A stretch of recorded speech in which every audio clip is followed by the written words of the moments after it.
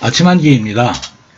이번 편은 2022년 미국 국방 예산에 한반도와 관련이 된 블랙햇 IFC 건설 예산이 통과되었다라는 소식을 전해드립니다. 지난 9월 22일 날 미국 상원의 군사위원회가 제출한 2022년도 국방 수권 법안에 포함이 되어 있던 블랙햇 정보융합센터 IFC라고 부르는데요. 그 건설 예산에 조 바이든 대통령이 서명을 한 것입니다. 2022 회계년도 미 국방 예산은 총 913조 9,900억 원에 이르는 어마어마한 금액입니다. 이 거대한 숫자와 미국의 대중국 견제 예산에 가려져서 그 존재를 쉽게 알 수는 없지만 한반도 안보에 매우 중요한 사안이어서 시청자 여러분과 공유를 합니다. 특히 국내에서는 2022년도 국방 수권 법안에 주한미군 주둔병력 감축 금지 조항이 빠진 것에만 주목을 하지만 이보다 더 중요한 게 블랙햇 IFC 건설 예산입니다.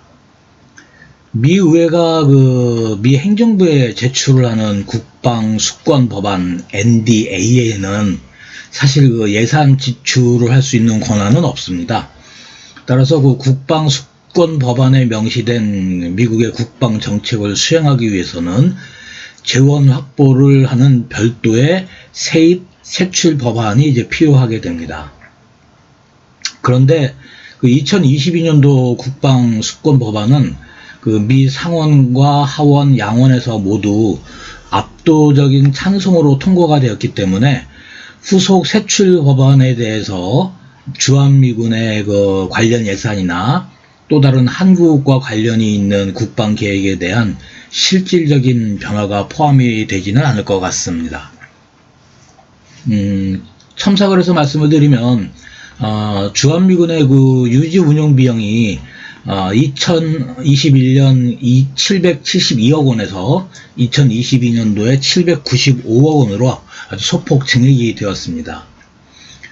블랙햇 IFC 예산과 관련돼서 미 국방 수권 법안은 미 사이버 사령부 사령관에게 북한을 포함한 여러 국가에 대해 국가별로 접근 전략의 완전한 개발을 하도록 요구하고 있습니다. 또 미국이 엄격한 목표물과 운영상의 도덕적인 환경에 맞서 사이버 전쟁 능력을 발휘할 수 있는 전략을 강구해야 한다라고 강하게 요구를 하고 있습니다. 이와 관련된 국내 언론 보도는 지난 9월에 일부 언론이 보도했던 단신뿐입니다. 당시 보도에 따르면 미 상원 군사위원회가 미 국방부에 미국이 인도 태평양 지역에서 수집한 각종 군사 정보를 통합 관리하는 정보융합센터 IFC를 경기도 평택시 캠프 험프리스에 있는 주한미군 기지에 설치하라라고 권고를 했다. 블랙햇이란 이름의 이 정보융합센터를 미 육군이 관할할 것이다 라는 정도의 보도였습니다. 블랙햇 IFC 운영에 관련된 세부 내용은 공개된 것이 없습니다. 현재까지 공개된 내용의 팩트만 정리를 하면 다음과 같습니다. 인도 태평양 지역에서 수집한 각종 군사 정보를 통합 관리한다. 2005년도 영국에 설치한 나토 IFC와 동일한 명칭을 사용한다. 건설비에 약 1억 4,900만 달러, 한화로 1,750억 원이 소요가 된다. 이 건설 비용 중에 한미 방위비 분담금 특별협정 SMA라고 합니다.에 따른 프로젝트로 진행을 한다. 평택 캠프 험프리스에 위치하고 미 육군이 관할한다라는 정도입니다. 이 내용을 분석을 하려면 몇 가지 분석 자료가 필요한데요. 우선 IFC에 대해서 알아야 되는데 IFC는 2001년 9.11 테러를 계기로 연방수사국과 국토안보부, 법무부 등 미 연방기관과 각 주정부 및 지방의 법 집행기관들이 테러 등의 위협 정보를 보다 원활하게 공유할 수 있도록 하기 위한 목적으로 설치된 국가적 기관입니다. 이후에 일반 범죄와 재해, 재난 관련 정보까지 취급 대상이 확대되었습니다. 현재 IFC에는 미 정부뿐만이 아니라 공공기관과 민간들로부터 각종 첩보와 정보를 수집해서 이를 분석, 평가 작업을 한 뒤 국가 안보상의 위해 요소를 식별하고 예방을 위한 활동과 의사결정에 필요한 형태로 재가공을 해서 담당 기관에 전파하는 업무를 상시적으로 수행하는 것으로 알려져 있습니다. 미 본토와 미국령 지역의 국토안보부 관할 아래에 총 80개의 정보융합센터가 운영이 되고 있습니다. 그리고 인도태평양 지역의 군사정보를 통합관리하는 곳은 현재 미 태평양 사령부 예하의 정보본부에서 수행을 하고 있습니다. 그 다음에 이제 나토의 IFC는 2005년도에 영국 캠브리지셔 몰스워스에 있는 미 공군기지에 설립이 된 것이고요. 나토 회원국과 러시아 관련 정보가 한데 모이는 곳입니다. 이 조직은 회원들 간의 정보 공유가 부족하다는 인식에 따라 출발을 한 것이고, 기본적으로 나토가 미국과 서유럽 국가들이 공동의 집단 안전보장 체제이므로 여기서 생산이 되는 모든 정보는 러시아와 관련이 된 안보 현안이 주류를 이룹니다. 그래서 미국을 비롯한 나토 28국 회원이 서로 공유를 하고 중동과 아프리카의 군사 동향까지 취급을 하는 것으로 알려져 있습니다. 몰스워스 기지엔 미 유럽 사령부와 아프리카 사령부의 정보본부도 함께 주둔을 합니다. 그 다음에 이제 건설비와 관련이 된 한미 방위비 분담금 특별협정이라고 하는 SMA를 좀 아셔야 되는데요. 이 협정은 미군 기지 내에 미군이 신출하는 건축 비용의 일부를 한국이 부담을 하는 협정입니다. 그래서 이에 대해서 미국의 국방 수권 법안은 주둔국 현물 출연금, 호스트 컨트리 인카인드 컨트리뷰션이라는 용어를 사용을 합니다.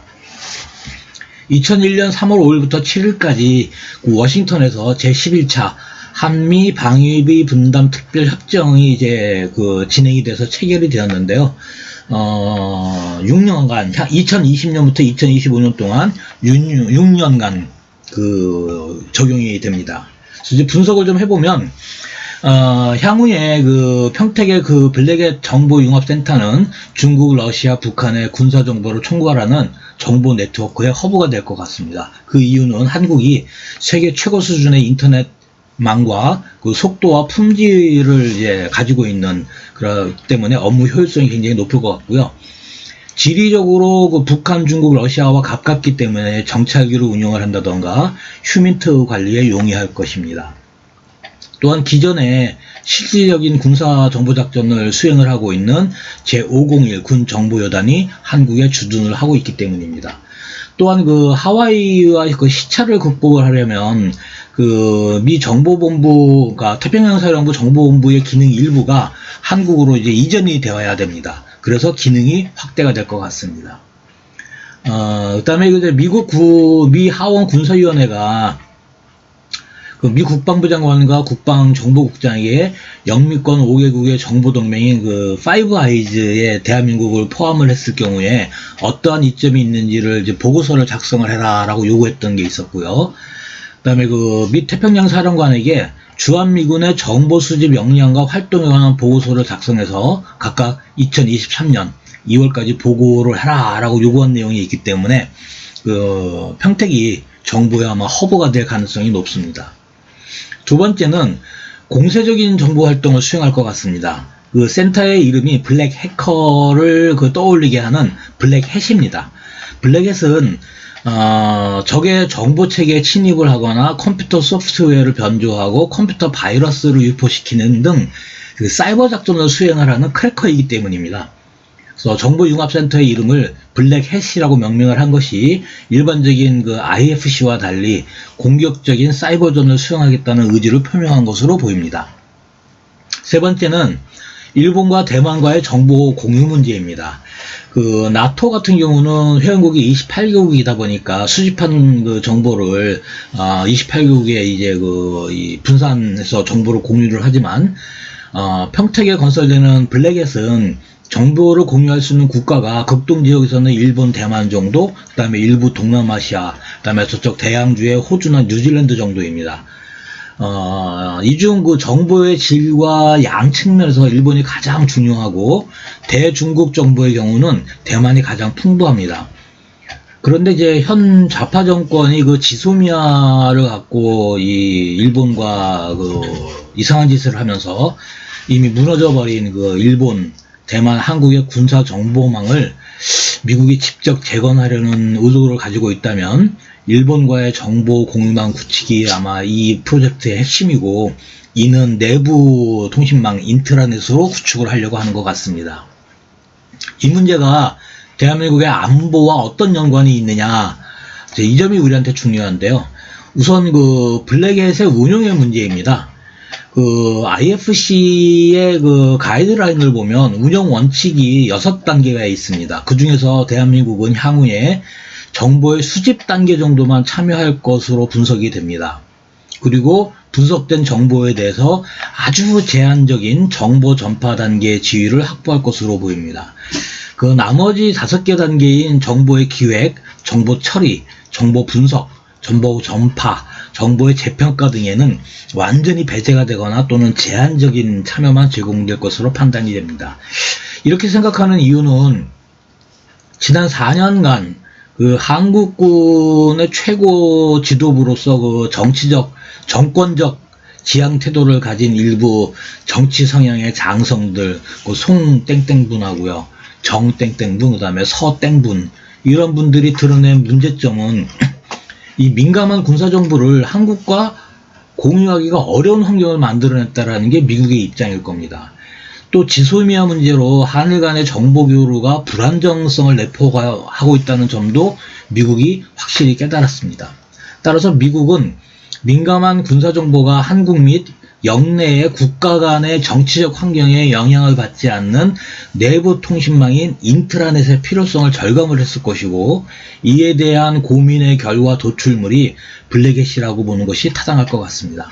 일부 언론과 한국에서 자기가 최고라고 하는 유튜버를 하는 사람이 말하는 것처럼 북한과 중국 관련 정보를 집중적으로 다룰 것이다 라는 추론은 너무 평면적이고 지나치게 단순한 사고입니다. 그렇다면 블랙햇 정보융합센터의 적극적인 참여가 왜 중요하냐? 이는 향후 2, 3년 내에 다가올 그 대한민국의 안보 위협 요소가 북한만이 아니라는 겁니다. 중국과 러시아가 대한민국 안보에 더 큰 위험 요소로 조만간 부상이 될 것이 확실합니다. 이미 러시아는 동해에서 매우 공세적인 군사활동을 시작을 한 상태입니다. 따라서 그 블랙햇에서 취합한 일본의 대러시아 정보와 대만이 가지고 있는 대중국 정보가 대한민국 안보에 굉장히 중요한 시기가 올 것입니다. 오늘은 여기까지 하겠습니다.